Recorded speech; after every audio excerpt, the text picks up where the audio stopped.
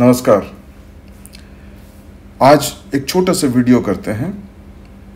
Basically students और young lawyers के लिए ये समझने के लिए कि पुरानी जो रिपील्ड लॉ है क्रिमिनल प्रोसीजर कोड की और नए वाला जो कोड आया है 1 जुलाई 2024 से, उसमें जब हम क्रिमिनल लिटिगेशन की बात करते हैं तो सबसे पहला स्टेप जो होता है वो ये होता है कि किस तरीके से एक विक्टिम के तरफ से या एक जो एग्रीव्ड पर्सन है जिसके अगेंस्ट में कुछ गलतियां हुई हैं, कुछ इनजस्टिस हुआ है, कुछ ऑफेंसेस हुए हैं, वो कैसे कोर्ट को या पुलिस को अप्रोच करता है। ये फर्स्ट स्टेप है जो कि हमें सीखना है और पुराने लॉ और नए लॉ दोनों को ध्यान में रखते हुए सीखना है, क्योंकि पुरानी लॉ में बहुत ज़्यादा चेंजेस नहीं हैं। कुछ चेंजेस की बात हम लोग सब्सिक्वेंट वीडियो में करेंगे। आज जस्ट एक ओवरव्यू करेंगे कि पूरा प्रोसेस कैसे होता है। आते हैं, मैंने एक छोटा सा चार्ट बनाया है, आते हैं उस चार्ट पर। अब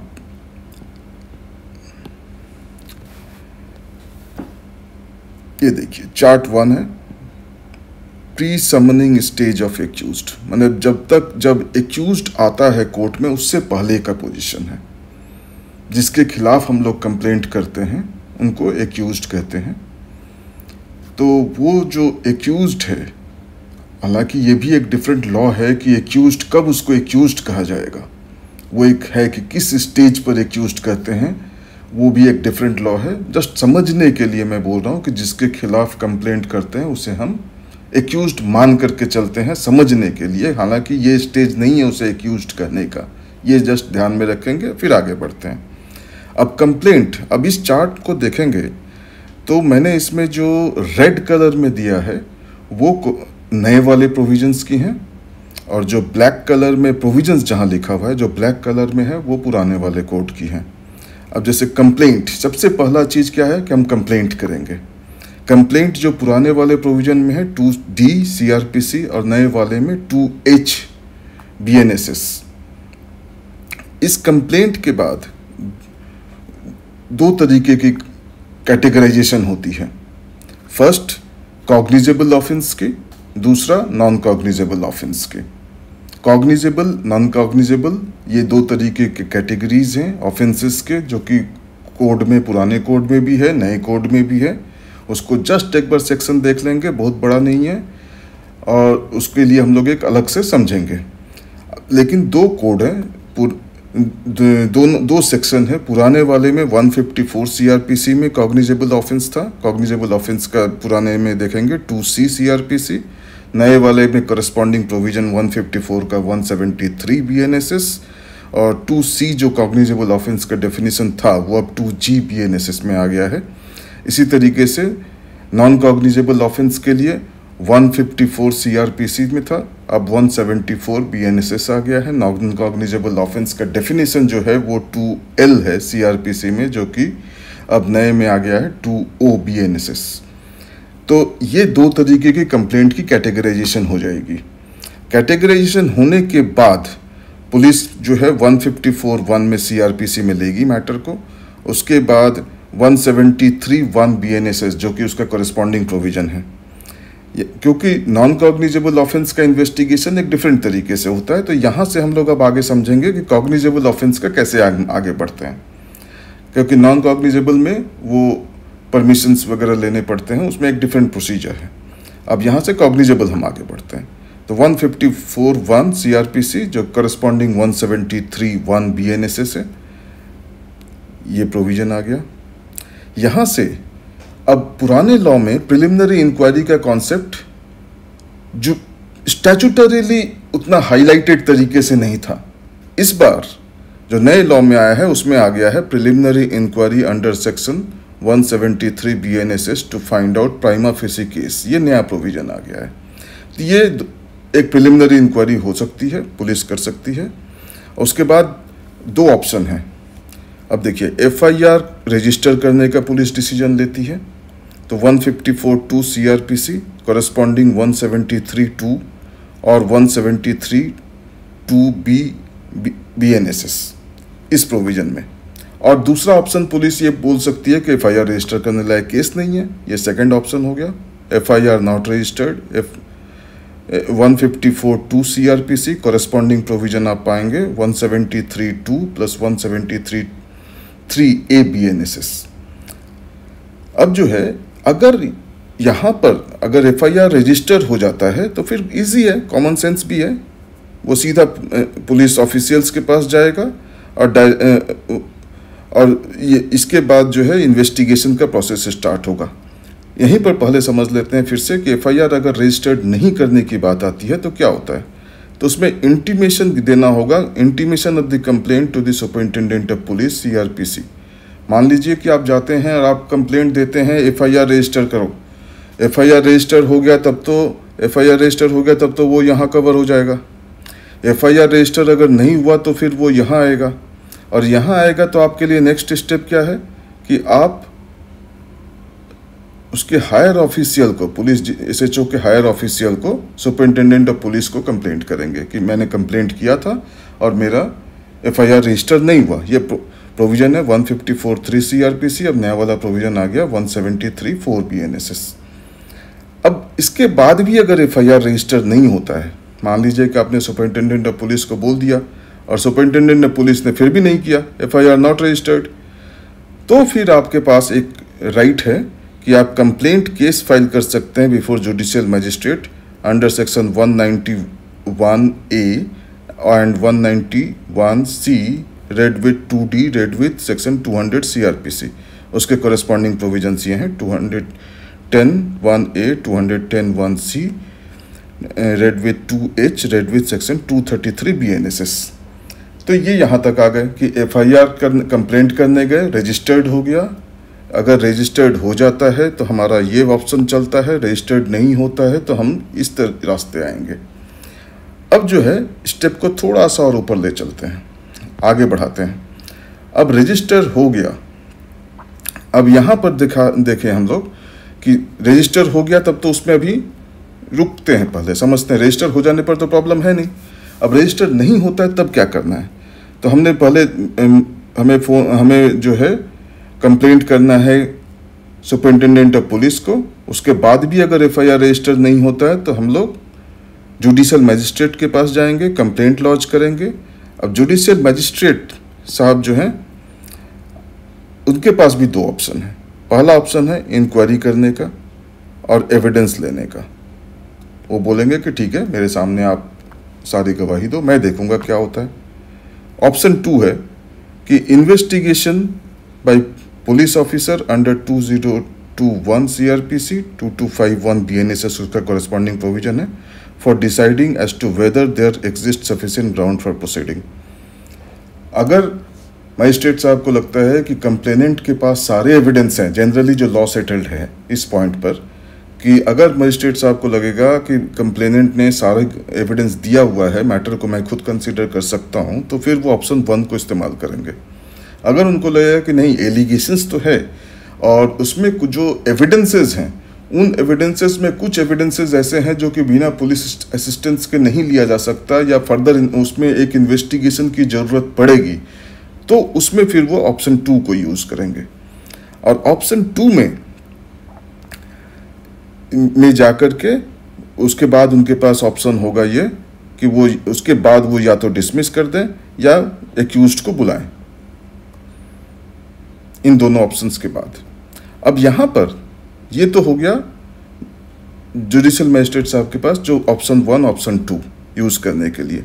अब एक दूसरा लाइन ऑफ एक्शन भी है जब हम लोग मजिस्ट्रेट के पास आते हैं। ये फर्स्ट लाइन ऑफ एक्शन हो गया, इसमें 2 ऑप्शन हो गए। ये सेकंड लाइन ऑफ एक्शन हो गया, ये जो सेकंड लाइन चल रहा है, ठीक है। ये सेकंड लाइन ऑफ ऑप्शंस में क्या है कि मजिस्ट्रेट साहब डायरेक्शन दे सकते हैं पुलिस ऑफिसर को टू इन्वेस्टिगेट अंडर 156(3), जिसका कि कॉरेस्पॉन्डिंग प्रोविजन हो गया 175(3) BNSS।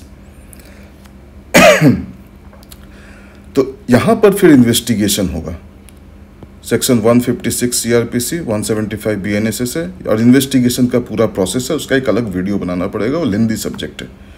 156 जस्ट एक नोट करने के लिए 156 to 172 CRPC में था, अब नए में 175 to 192 BNSS में आ गया। तो अब यहाँ से देखिए, फिर से देखेंगे, पुलिस कंप्लेंट हो गया, 2 कंप्लेंट्स होते हैं, कॉग्निजेबल, नॉन कॉग्निजेबल। कॉग्निजेबल, उसके बाद हम लोग कॉग्निजेबल को लेकर के आगे बढ़ रहे हैं।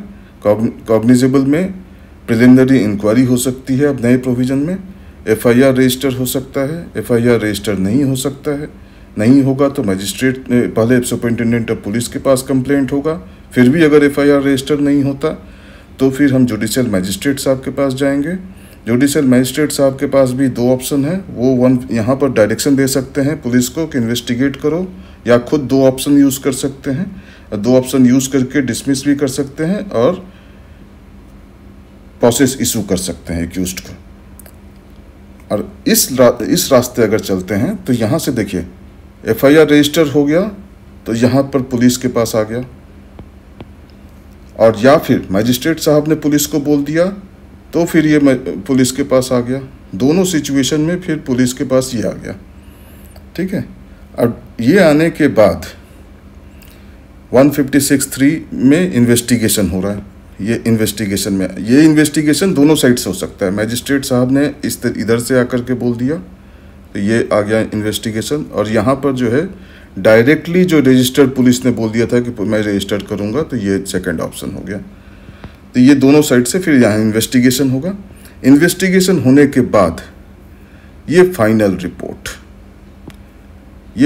रिपोर्ट जो कि पहले 173 में था, अब है 193 BNSS। ये फाइनल रिपोर्ट पुलिस करती है। ये फाइनल रिपोर्ट, अब आप ध्यान दीजिएगा, डायरेक्टली एक FIR रजिस्टर हुआ था तब हो गया था, या इनडायरेक्टली मजिस्ट्रेट साहब ने जो यहाँ से यहाँ डायरेक्शन दिया और डायरेक्शन दे करके ये इन्वेस्टिगेशन हुआ और ये फाइनल रिपोर्ट हुआ। ये दोनों फाइनल रिपोर्ट हो सकता है, 2 तरीके के रास्ते से चलते हुए, मजिस्ट्रेट की तरफ से और पुलिस डायरेक्टली अब खुद करती है। अब ये फाइनल रिपोर्ट फिर मजिस्ट्रेट साहब के पास आएगा। फाइनल रिपोर्ट आने के बाद एक कॉन्सेप्ट आता है फर्दर इन्वेस्टिगेशन का। मजिस्ट्रेट साहब को लगा कि नहीं, पूरा नहीं हुआ है, अभी भी कुछ इशूज़ हैं, तो फिर वो फर्दर इन्वेस्टिगेशन के लिए बोल सकते हैं इस स्टेज पर, जब FIR उनको मिलता है। जैसे पुलिस कभी कभी बोलती है कि नहीं, कोई एविडेंस नहीं, फाइनल रिपोर्ट तो है लेकिन फाइनल रिपोर्ट में बोल रही है कि नहीं जी, कोई एविडेंस नहीं है किसी के खिलाफ, या कुछ के खिलाफ है कुछ के खिलाफ नहीं है। अगर जज साहब को लगता है, मजिस्ट्रेट साहब को लगता है कि नहीं, कुछ है जो कि और भी इन्वेस्टिगेट होना चाहिए, तो यहाँ पर फर्दर इन्वेस्टिगेशन का एक पावर यूज़ किया जा सकता है। हालांकि फर्दर इन्वेस्टिगेशन भी एक डिटेल्ड सब्जेक्ट है अपने आप में, जिसके लिए अलग एक वीडियो में हम लोग जाएंगे। यहाँ पर जस्ट समझे कि फर्दर इन्वेस्टिगेशन का पावर है मजिस्ट्रेट्स के पास। अब उसके बाद फिर नेक्स्ट स्टेप में FIR में अगर बोला जाता है कि केस बनता है, मतलब जो एलिगेशन थी कंप्लेंट में, ओरिजिनल कंप्लेंट में, यहाँ पर जो एलिगेशन थी, यहाँ जो FIR था, ये जो कॉग्निजेबल कंप्लेंट था, उसमें जो एलिगेशन थी, उस एलिगेशन को अगर पुलिस को लगता है कि केस बनता है, case is made out, allegations में कुछ सच्चाई है, तो फिर वो सीधा कोर्ट के सामने, मजिस्ट्रेट के सामने फॉरवर्ड करेंगे सारे इन्वेस्टिगेशन डॉक्यूमेंट्स और जितने भी एविडेंस पुलिस ने जमा किए हैं अपने इन्वेस्टिगेशन के दौरान, वो सारे लेकर के मजिस्ट्रेट साहब के पास फॉरवर्ड करेंगे। और अगर वो फाइनल रिपोर्ट बोल सकता है कि केस नहीं बनता, और वो बोलते हैं कि जो एलिगेशंस है वो गलत है, तो उसे जनरली उस तरीके के फाइनल रिपोर्ट को हम लोग बोलते हैं कैंसिलेशन रिपोर्ट। जस्ट टर्मिनोलॉजी की बात है। और ये अब यहाँ पर क्या होता है, नेक्स्ट स्टेज में दोनों रिपोर्ट को मजिस्ट्रेट के सामने, दोनों तरीके, केस बनता है तो, केस नहीं बनता है तो, पुलिस ने खुद से इन्वेस्टिगेट किया, खुद ये डिसीजन लिया कि रजिस्ट्रेशन करना है तो भी, या फिर मजिस्ट्रेट साहब ने जो यहाँ से बोला था, यहाँ से जाते हुआ जो बोला था, ठीक है, दोनों सिचुएशन में जो रिपोर्ट बन गया, रिपोर्ट के बाद केस बनता है, केस नहीं बनता है, अब उस पूरा का पूरा उठा करके मजिस्ट्रेट साहब को दे दिया गया कि आप देखो कि क्या उसके बाद आगे करना है, ट्रायल करना है। अब जो है ये प्रोविजंस जो था कॉग्निजेंस लेने का, कॉग्निजेंस भी एक कॉन्सेप्ट है, उसके लिए भी डिटेल्ड कॉन्सेप्ट है। आप समझो कॉग्निजेंस लेना मतलब, अभी के लिए ये समझो कि कॉग्निजेंस लेने का मतलब मजिस्ट्रेट साहब को लगता है कि जो पुलिस ने दिया है मटेरियल या वो डॉक्यूमेंट्स या जो एविडेंस, उसके हिसाब से मैटर में लगता है कि कुछ, जज साहब को भी लगता है कि हाँ कुछ गलती हुई है, कुछ गलत, जिसके लिए केस को चलाना चाहिए, जिसको कि अगेन फिर ट्रायल इंक्वायरी उस सब का अलग कॉन्सेप्ट है। केस को आगे बढ़ाने की बात आप समझो कि वो बात होती है, तो वो कॉग्निजेंस की बात है। कॉग्निजेंस का डिफरेंट एक अलग वीडियो बनेगा। अब यहाँ पर दो ऑप्शन हो गया, case made out, case not made out. Not made out को कैंसिलेशन रिपोर्ट बोलते हैं। दोनों आ गया मजिस्ट्रेट साहब के पास। मजिस्ट्रेट साहब ने यहाँ कॉग्निजेंस ले सकते हैं सीधा, उनको लगेगा कि नहीं सब कुछ ठीक है और पुलिस भी बोल रही है केस बनता है, डॉक्यूमेंट्स भी अवेलेबल है कि केस बनता है, तो सीधा वो कॉग्निजेंस ले सकते हैं, मैटर को आगे बढ़ा सकते हैं। बोल सकते हैं जिन्होंने ऑफेंस किया है, जिन्होंने गलती किया है, उनको समन करेंगे, मैटर को आगे बढ़ाएंगे। वो प्रोसीजर फिर क्या होगा वो फिर अलग एक ट्रायल का जो प्रोविजंस है उसको हम लोग डिस्कस करेंगे। लेकिन जब जहाँ बोलता है, जहाँ पर पुलिस का रिपोर्ट बोल रहा है कि केस नॉट मेड आउट, वहाँ पर देखिए, वहाँ पर इसी रिपोर्ट पर कि case not made out police बोल रही है कि केस नहीं बनता जी, तब मजिस्ट्रेट साहब के पास क्या क्या ऑप्शन है। यहाँ पर तो ऑप्शन है कि कॉग्निजेंस ले लिया क्योंकि मजिस्ट्रेट साहब को लग रहा है कि पुलिस भी बोल रही है केस बनता है और मजिस्ट्रेट साहब को भी लग रहा है कि केस बनता है, तब तो ये कॉग्निजेंस ले लिया। अब केस नहीं बनता जहाँ पुलिस बोल रही है, वहाँ पर मजिस्ट्रेट साहब को लगता है कि केस नहीं, ये तो गलत बोल रहे हैं, पुलिस ने ही जो डॉक्यूमेंट्स और एविडेंस दिए हैं उसके हिसाब से पुलिस बोल रही है कि नहीं बनता, मजिस्ट्रेट साहब को लगता है बनता है, सेम डॉक्यूमेंट्स पर, सेम रिकॉर्ड्स पर।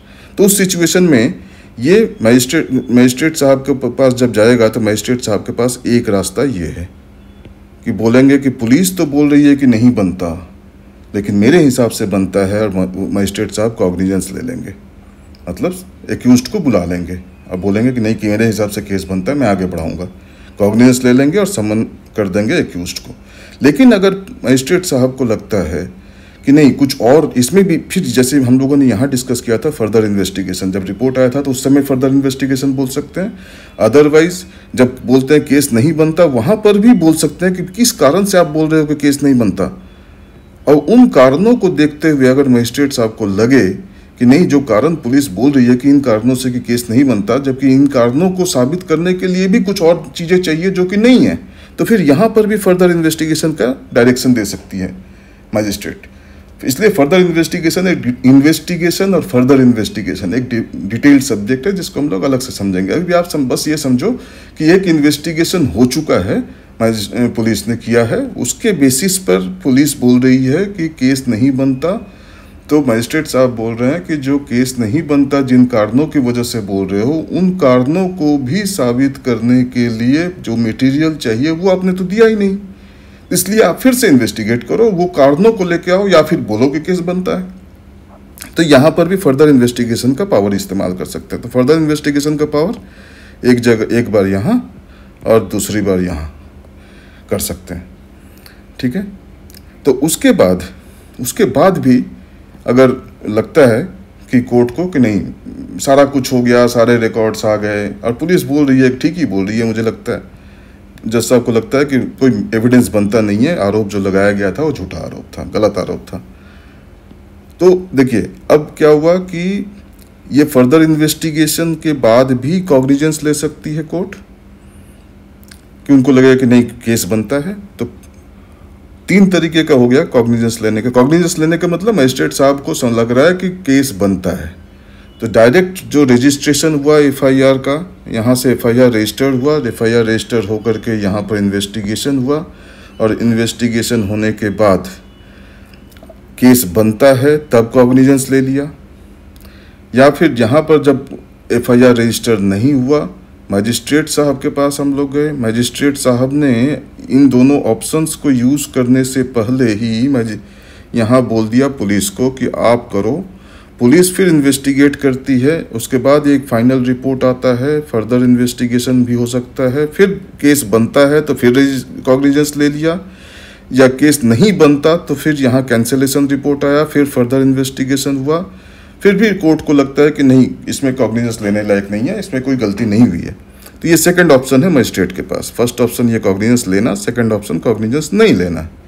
अगर कोर्ट मजिस्ट्रेट साहब बोलते हैं कि कॉग्निजेंस लेने लायक केस नहीं बन रहा है, पुलिस ने जो मटेरियल दिया है, तो उसके बाद जो है ये है कि if court agrees with the view of the final report holding that no case is made out, it can close the case by discharging the accused, but even thereafter cognizance can be taken on the basis of protest petition of the complaint.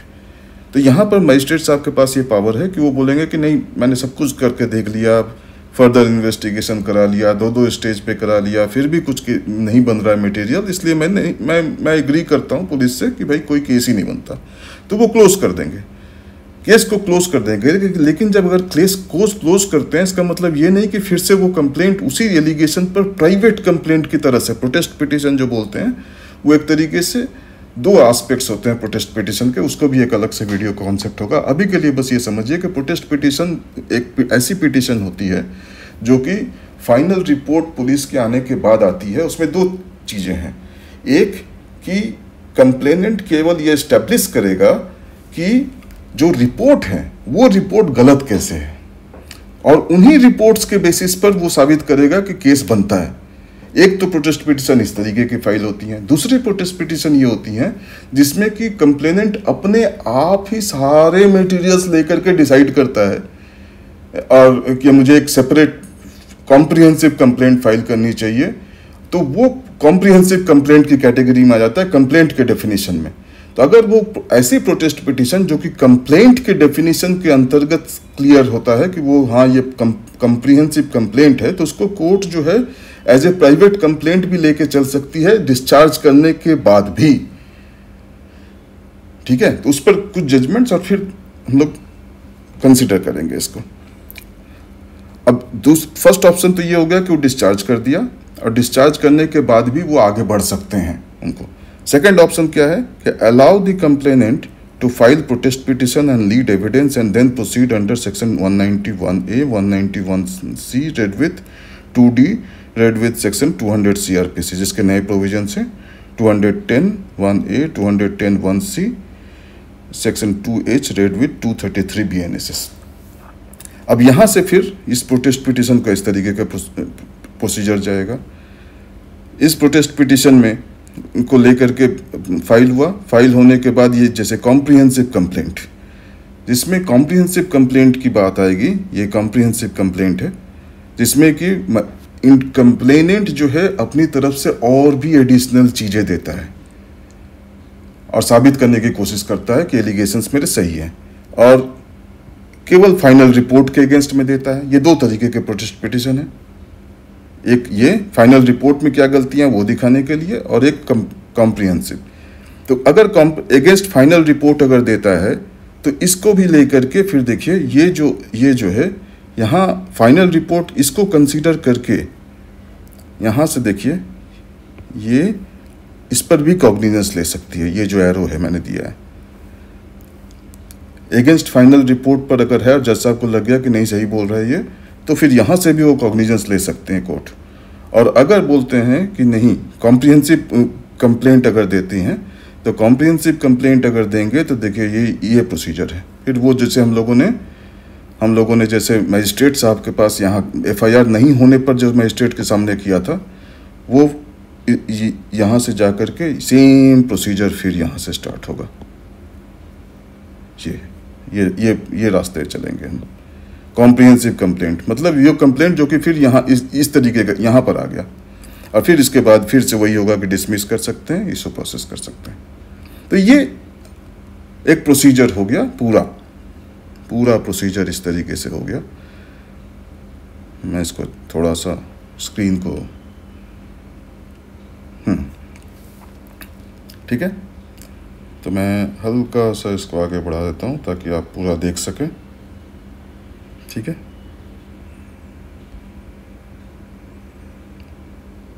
हाँ, अब इसमें दो छोटे छोटे judgement just powers को समझने के लिए।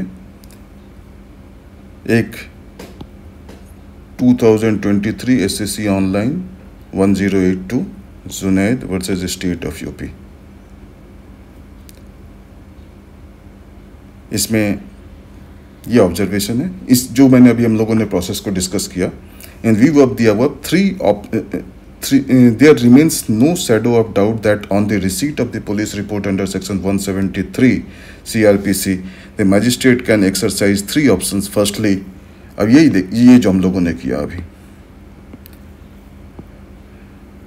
magistrate can exercise three options. Firstly, he may decide that there is no sufficient ground for proceeding further and drop action. Secondly, he may take cognizance of the offence under 191B on the basis of the police report and issue process. And thirdly, he can take cognizance of the offence under 191A on the basis of the original complaint and proceed to examine upon oath the complainant and his witnesses under section 200. It may be noted that even in a case where the final report of the police under section 173 is accepted and the accused persons are discharged, the magistrate has the power to take cognizance of the offence on a complaint or a protest petition on the similar and same or similar allegations even after the acceptance of the final report, as held by this court in Gopal Vijay Verma versus Bhuvaneshwar Prasad Sinha, as followed in B. Chandrika and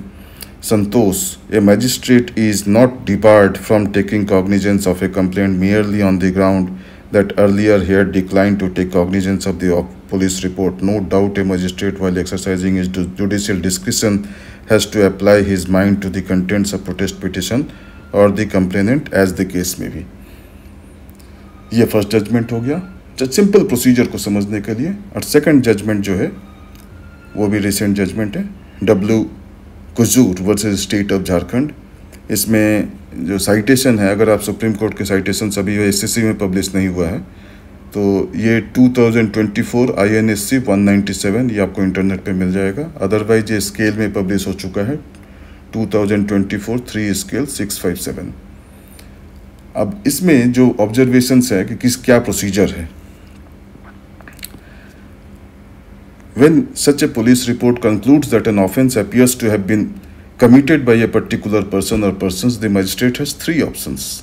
He may accept the report and take cognizance of the offence and issue process. He may direct further investigation under subsection 3 of section 156 and require the police to take further report. He may agree with the report and discharge the accused or drop the proceedings. If such police report concludes that no offence appears to have been committed, the magistrate again has three options. He may accept the report and drop the proceedings.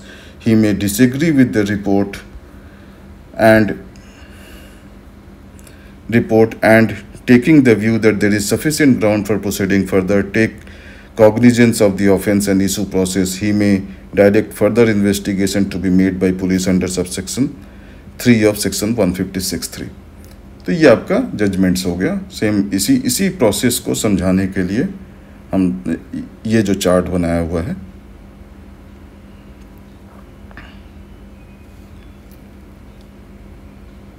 यहाँ से chart 1 pre summoning stage, फिर से revise कर लेंगे।